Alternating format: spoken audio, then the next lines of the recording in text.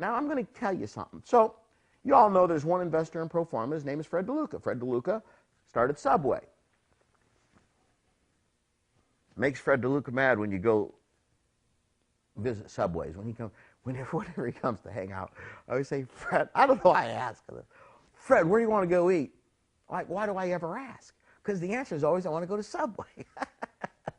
And we'll go to Subway, and kind of makes Fred a little grumpy. It's because he'll say to the people, do you know who I am? And they'll say, no. And then he'll say, that really makes him grumpy, because everybody knows who Jared is.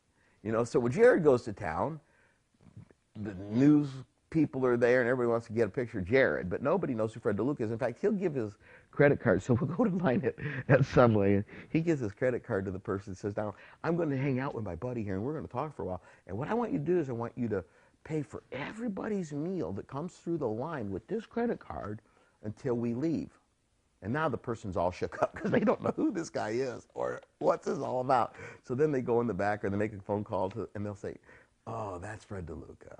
They'll make a phone call to like the regional director or whatever, and they'll say, oh, that must be Fred DeLuca. Fred DeLuca is a billionaire. Billionaire.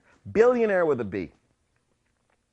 One of Fortune's and Forbes magazine's top-ranked 400 wealthiest people in the world. Want to get rich? I say act like Fred. I'd say act like Fred. And you know what? From the very beginning, this isn't a very beautiful example, but it in many ways is a beautiful example.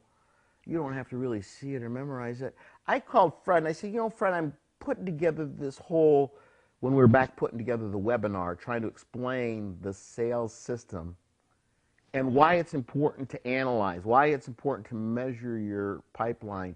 I said, Fred, send me a copy of your overview report.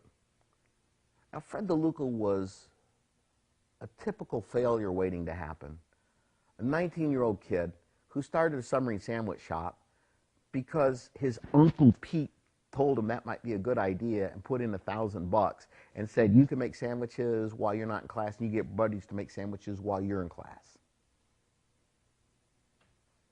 If you saw the picture of the first store, Pete's Submarines, you'd laugh. It looks like a typical place that's waiting to go out of business. In fact, it looked like the kind of place I'm not sure I'd even order food from. But from the very beginning, Fred said, I need to analyze what I'm doing so I can learn and improve.